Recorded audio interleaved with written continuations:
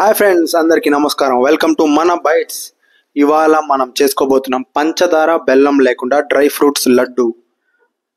చూడండి ఎంత బాగా వచ్చిందో, ఆ ఫ్లేవర్ కానీ బాగా తెలుస్తుంది కదా. ఇంకా వీడియోలోకి వెళ్ళిపోయే ముందు ఒక లైక్.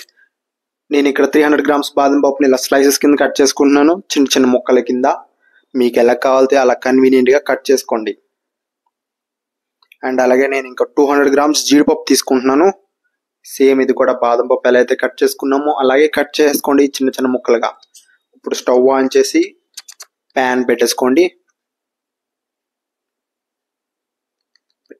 ఒక 3 to 2 టేబుల్ స్పూన్స్ గీ వేసుకొని కట్ చేసి పెట్టుకున్న బాదం పప్పు వేసుకొని లైట్గా ద్వారగా అయిపోయింది.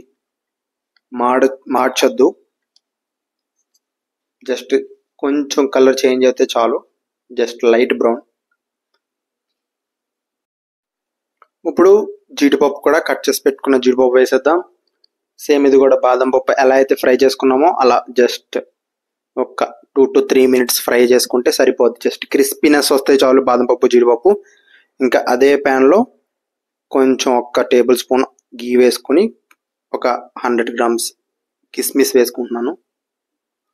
కిస్మిస్ కూడా లైట్గా వేపేయండి, ఎక్కువ వద్దు, జస్ట్ అలా ఏపమా లేదా అన్నట్టు ఉండాలి. ఇప్పుడు అదే ప్యాన్లో పంకిన్ సీడ్స్ అండ్ అలాగే కొంచెం నువ్వు పప్పు, నేను ఇక చెరో 100 గ్రామ్స్ తీసుకున్నాను. జస్ట్ లైట్గా వేపండి, వేపమా లేదా అన్నట్టే, ఎక్కువ వేపకూడదు, మార్చకూడదు. ఇప్పుడు ఆ పక్కన పెట్టేసి అదే ప్యాన్లో ఒక 3 టేబుల్ స్పూన్స్ నెయ్యి వేసుకుని ఇలా కట్ చేసి పెట్టుకున్న చిన్న చిన్న ముక్కలుగా ఖర్జూరం వేసుకోవాలి, గింజలేని ఖర్జూరం వేసుకోవాలి.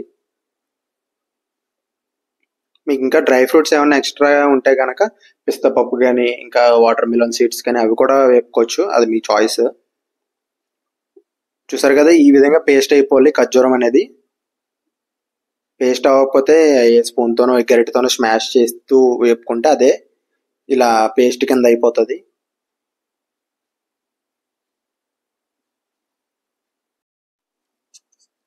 అంతే. ఇప్పుడు వేపుకున్న మొత్తం డ్రై ఫ్రూట్స్ అన్ని ఒక పెద్ద బౌల్లోకి తీసుకుని వేడిగా ఉన్నప్పుడే బాగా మిక్స్ చేసుకోవాలి అన్ని.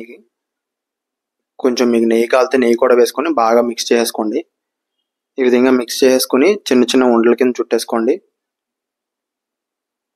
అంతే. వేడిగా ఉన్నప్పుడే లడ్డూలు చేసేసుకోండి, చల్లారిపోతే మళ్ళీ లడ్డూలు అనేది విరిగిపోతున్నట్టు జరుగుతాయి. చూసారు ఎంత బాగా వచ్చిందో. తప్పకుండా ట్రై చేసి ఎలా వచ్చిందో కామెంట్ చేయండి. నెక్స్ట్ ఏ రెసిపీ కావాలో కూడా కామెంట్ చేయండి. Thanks for watching. Please subscribe.